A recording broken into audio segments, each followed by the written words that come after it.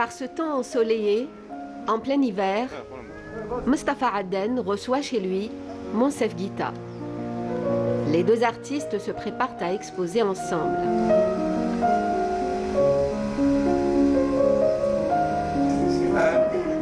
Immense artiste au parcours intimidant, Adden semblait très touché par l'invitation du Palais de la Culture. L'idée de cette exposition est née quelques mois plus tôt lors de l'exposition hommage à l'artiste Hioun. À l'époque, il était sous l'égide du ministère des Moudjahidines. Je ne sais pas si elle vit encore. Le projet fut cependant reporté de plusieurs semaines en raison de la 4e vague du Covid. La femme de Boudiaf est venue, on l'avait fait avant même les autres clés. Ils avaient une façon, parce qu'ils laissaient leurs chameaux. L'atelier de Mustapha Adden est à l'image de son parcours, riche, fourni et très particulier. Il y a ici un rapport en arabe dans un livre. Le doyen des plasticiens algériens est sculpteur, céramiste, designer, architecte restaurateur, émailleur sur cuivre. Son œuvre est immense et fait écho à toute l'histoire de l'Algérie.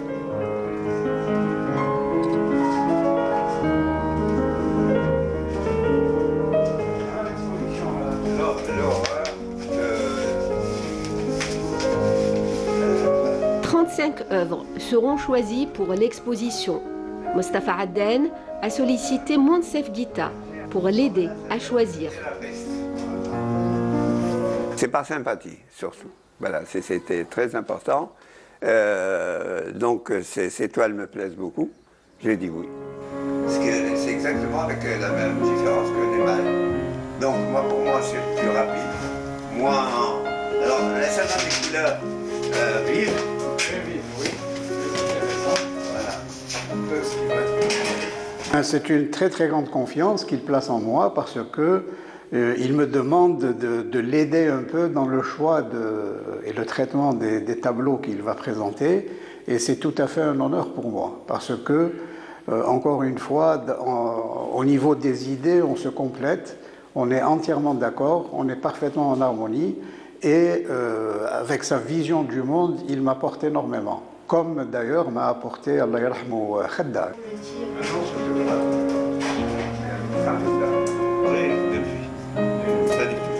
Là, vous avez un peu le style Barras. Ils sont là, Momo, un truc comme ça.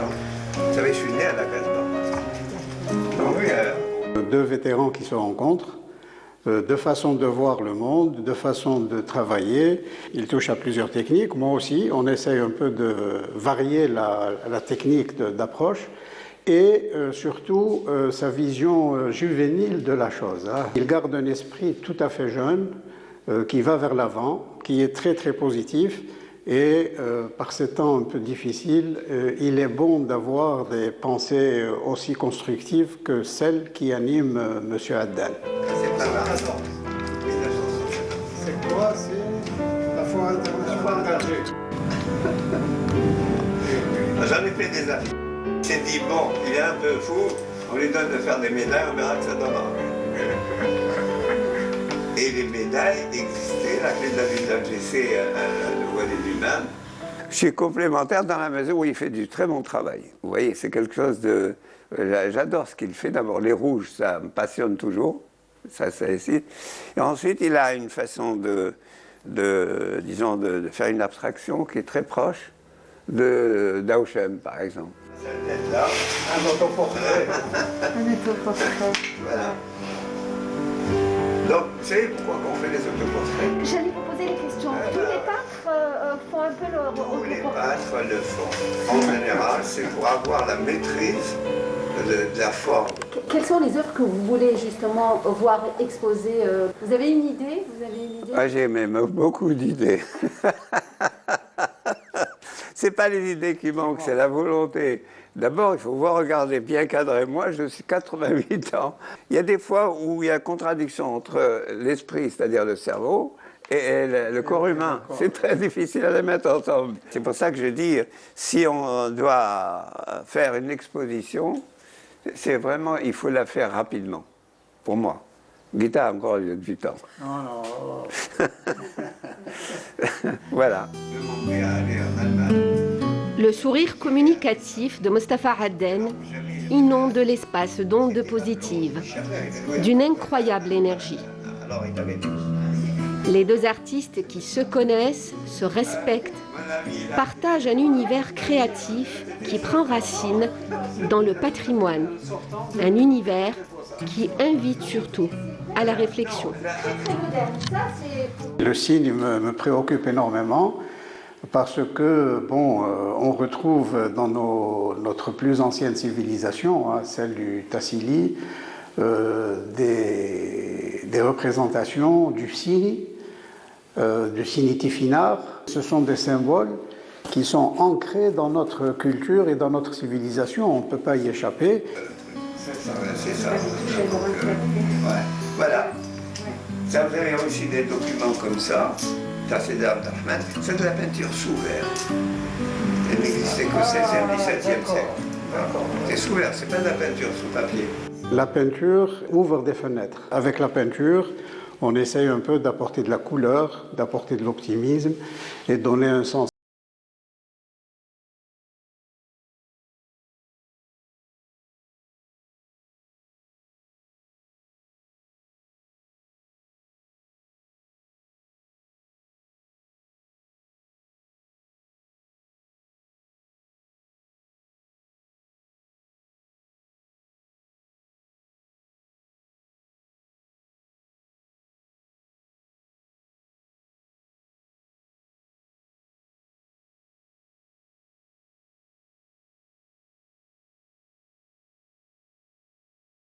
Ce sont de récents tableaux qui ont été faits conformément, bien sûr, de façon récurrente un peu, à la thématique que je traite depuis déjà 40 ans, c'est-à-dire la vie en général, tel que ce tableau qui est derrière moi, qui représente un peu l'arbre de vie.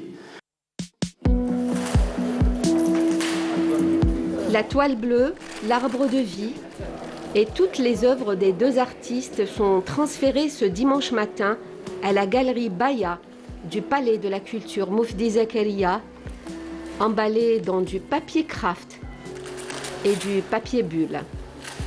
Sitôt arrivées, les toiles sont déballées. La salle d'exposition se transforme en un véritable chantier.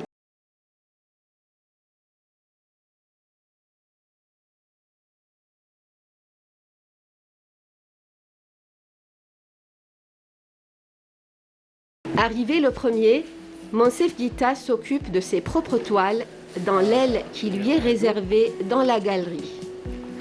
Il essaye de trouver une certaine harmonie dans les formats et les couleurs.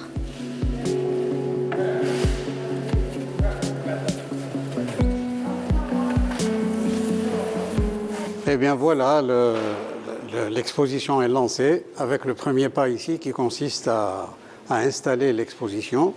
Et ce qu'on attend, bien sûr, c'est que le public soit un peu, comment dire, découvreur des travaux qu'on a fait les dernières années, vu qu'on a vécu quand même une période un peu de confinement.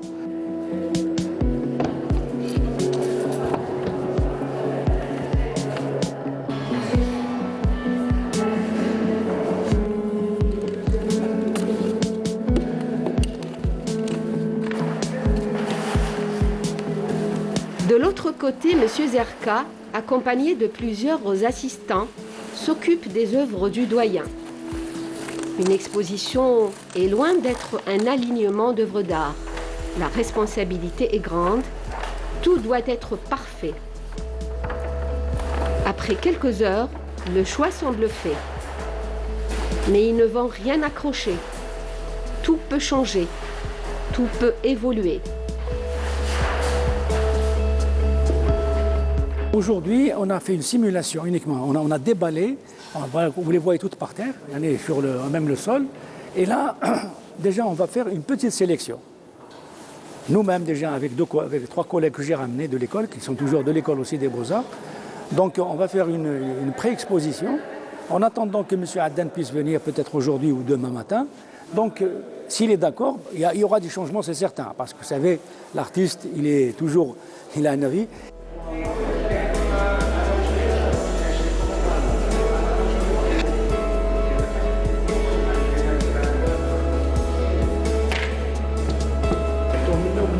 Monsieur Zerka, très concentré, continue de donner des directives avec un stress apparent. Ces panneaux ne sont pas adéquats, qui ne répondent pas à son aspiration. Parce que nous, on a des supports qui sont lourds. Et là, pour les supporter, ça va être vraiment difficile. On se demande comment on va les supporter. Mais là, on va trouver une solution.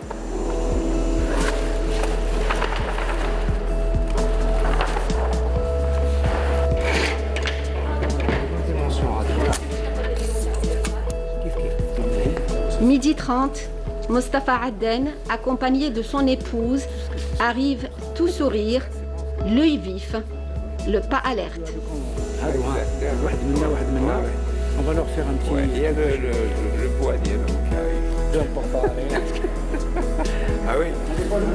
Non, il faut enlever les deux. Mettre les... Comment vous avez trouvé un petit peu leur choix? Ah, très bien. Non, mais ça dépend de...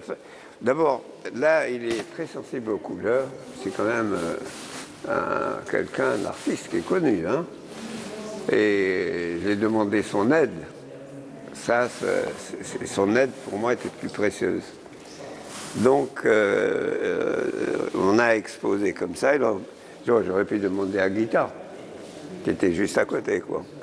Mais seulement, ça lui fait double travail. Il y a aussi des affinités avec certains artistes. Alors, ces affinités, je les ai avec mes anciens élèves. C'est des anciens élèves. Le respect des anciens élèves, l'admiration de tous. Je me suis dit, je vais crever aujourd'hui. C'est un instant un peu exceptionnel et c'est à la fois un honneur et un plaisir que d'exposer avec lui. Et surtout qu'il y aura, si vous voulez, face à face, un peintre classique, académique, formé par les Beaux-Arts et ainsi de suite, et en ma personne, un peintre autodidacte qui vient tout à fait d'un autre secteur. Et c'est bien que les visiteurs, que les étudiants des Beaux-Arts découvrent un peu cette double face de l'art, l'un académique et l'autre autodidacte. C'est la première fois qu'il expose avec moi. Oui. Non, c'est quelqu'un de merveilleux, en discussion, très intelligent, un poète.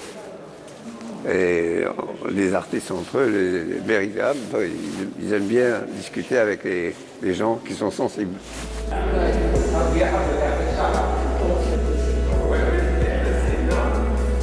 Qu'est-ce qu'on attend d'une exposition quand on en a fait tellement dans sa vie, dans votre parcours riche et particulier? J'ai plutôt travaillé. J'ai trop travaillé et bon, je suis content encore d'être en vie. La vie qui jaillit de ses dernières œuvres, lui-même semble étonné. C'est plutôt pour montrer, disons, le degré de travail que je fais. Ça paraît étonnant de voir la craie là maintenant, alors qu'il y a des émaux qui datent de 1971. Donc, il est malade, il aurait pu continuer à faire de l'artisanat. Non, j'ai essayé de faire beaucoup de trucs à ma façon. C'est ça l'artiste. Enfin. Voilà les deux là-bas. Ouais, il y a encore les sculptures. C'est pas quelqu'un qui a beaucoup exposé, c'est quelqu'un qui a beaucoup travaillé. Et aujourd'hui, il décide d'exposer. C'est déjà, pour nous, c'est une merveille. Et on est vraiment ravis de voir toutes ces œuvres. Moi-même, j'insisterai pour que tous les étudiants puissent venir voir cette exposition. Une leçon d'art et de vie. C'est une découverte à chaque fois très, très intéressante des travaux de M. Adden, où il y a une explosion carrément de couleurs. Et on pense que le résultat de ces travaux c'est le résultat d'un jeune homme qui vient de sortir des Beaux-Arts. Et pourtant, ces travaux-là viennent couronner quand même quelque chose comme au moins 60 années de labeur extrêmement vif, extrêmement de recherche créative.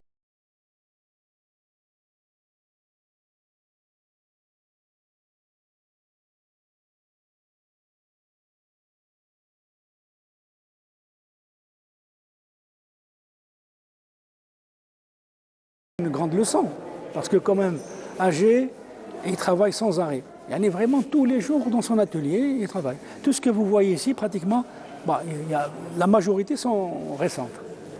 Et c'est extraordinaire.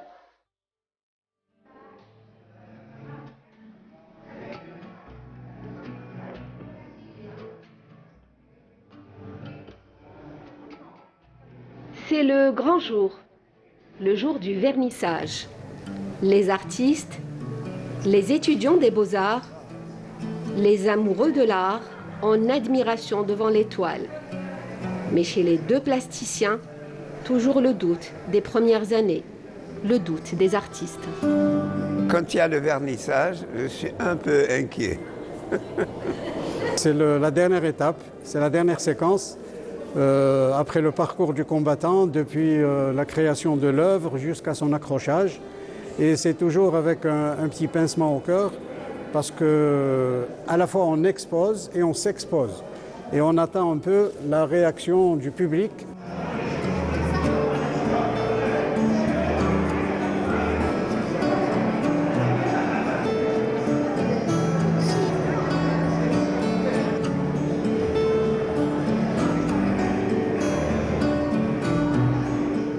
J'ai été son élève depuis 69, mais je redécouvre chaque fois son travail. Et on ne peut pas se tromper. Quand on voit une céramique ou un émail, on sait que c'est M. Addane. Voilà. Il n'y a rien d'autre à dire, c'est sublime. C'est une très belle exposition de M. Addane et de M. Monsaf Guita. C'est quelque chose de magnifique. Il est là toujours en train de faire de la recherche. C'est-à-dire on voit ces tableaux-là, c'est un peu nouveau. Surtout le noir et blanc, là, le graphisme, il est aussi beau, très très beau. Une exposition très très exceptionnelle par rapport à M. Guita et M. Addane, de différents styles, peinture et céramique. J'ai trouvé beaucoup de couleurs par rapport à la céramique, parce que là j'ai vu qu'il y a des travaux faits sur toile. Voilà. Il est peintre aussi, M. Addane. Mais j'ai vu que c'est une autre approche par rapport à ce qu'on a déjà vu comme des anciens travaux de M. Addane. L'exposition phénoménale, il y a beaucoup de tableaux, beaucoup de thèmes et surtout beaucoup de techniques. C'est vraiment un grand témoignage sur le passage de l'Algérie et les ambitions des artistes. Déjà honnêtement, personnellement, j'ai beaucoup de respect pour ces personnes-là qui, même à leur âge, ils sont toujours là à avoir de la production, toujours des thèmes en actualité. Cette exposition transcende toutes les difficultés. Une véritable ode à la vie, à l'art, à l'espoir, à nos racines.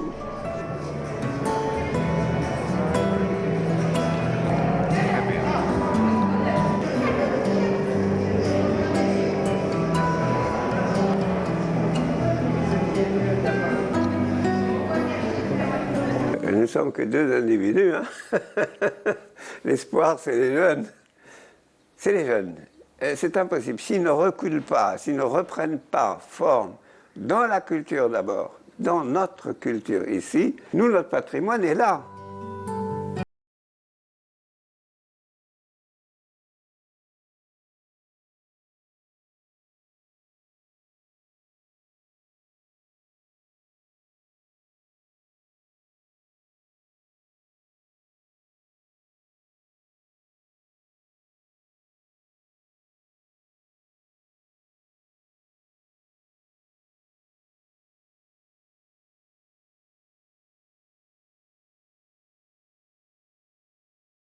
En temps de colonialisme, a effacé pratiquement, ou presque effacé, heureusement, que ce peuple-là, depuis 1830 jusqu'à 62, il n'a fait que se révolter contre une occupation qui non seulement était très grave, parce que ce n'est pas tellement l'économie, c'est effacer l'histoire de ce peuple-là, qui a vécu bien avant.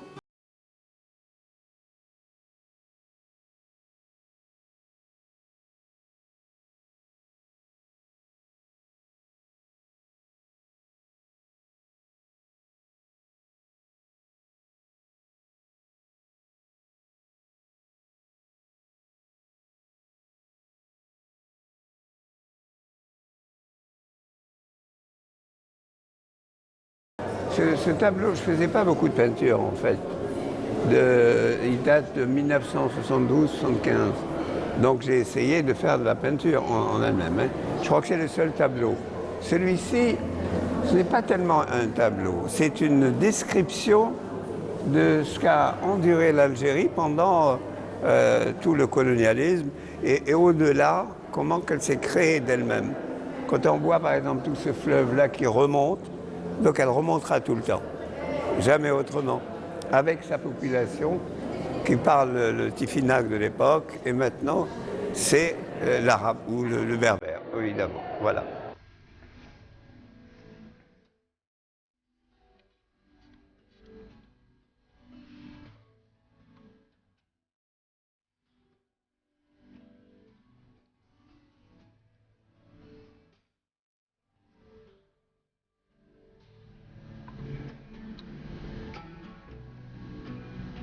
Les couleurs, c'est toujours très positif. Si vous faites un rouge, d'ailleurs il l'appelle le rouge adanien, je me demande pourquoi, c'est-à-dire qu'il n'y a pas que des couleurs, il y a une ambiance de couleurs. En fait, j'ai commencé comme sculpteur. Le sculpteur, vous avez des médailles qui se trouvent là-bas. La première sculpture qui se trouve au musée, le joueur de flûte, qui a été créé en Allemagne, je l'ai ramené de là-bas et il se trouve maintenant au musée. La flûte, c'est toujours le chant, disons la joie. Donc ça se répercute dans la musique, dans la poésie, dans les tableaux. Ça, c'est le tapis de Gardaya. Donc ça vous donne une idée un peu de truc. Bon, presque tous les êtres humains en Algérie ne peuvent pas vivre sans musique ni sans joie. C'est pas possible. Hein? Ben pour moi, ça paraîtrait... C'est un peuple qui est très joyeux, le nôtre. Donc il n'y a pas autre chose qui maintient à ce niveau, malgré toutes les années du colonialisme, disons certaines années.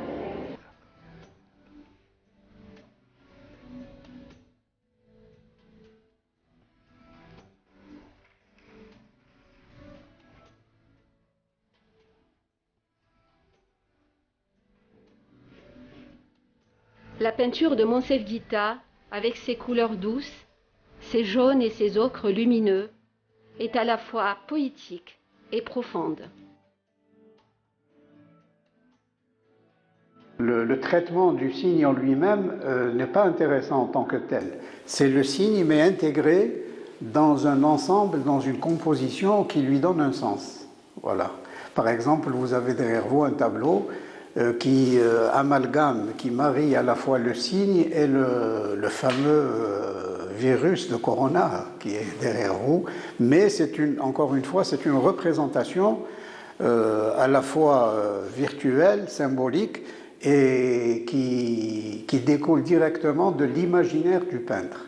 Mais en fait, à Auchan, c'était une phase pour démontrer qu'il y avait une écriture, le tifinagh, qui avait un sens. Parce que pourquoi voulez-vous qu'une bonne femme fasse un signe, un croix seulement pour être belle? Non, il y avait un message. C'est ça le début de l'écriture. C'est à peu près ça. Et on a tellement déformé ça, même des jeunes maintenant font le signe. Il y a un symbole, le signe, etc. Donc on peut faire ce qu'on veut avec ça. Ouchem, ce n'est pas le signe. Ouchem, c'est une expression, disons, une expression orthographique, si vous voulez. C'est un principe de l'écriture. Ce n'est pas un signe.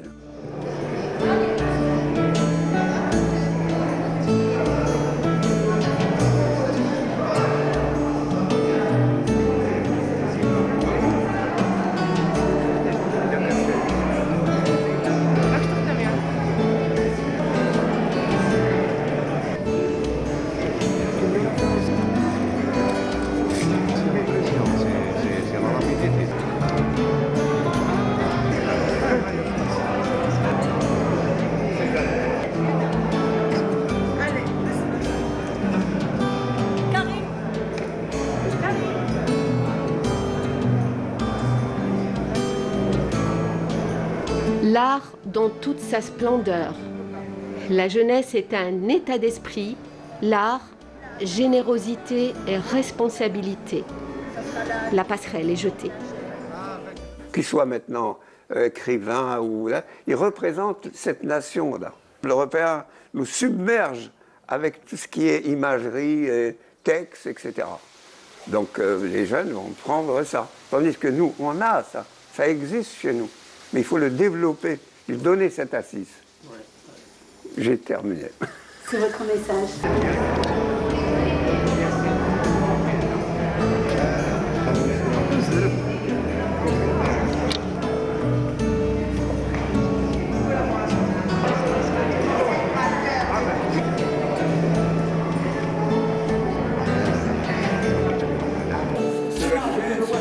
عنده السكر ما تنساش راسك. ها؟ إلى السكر.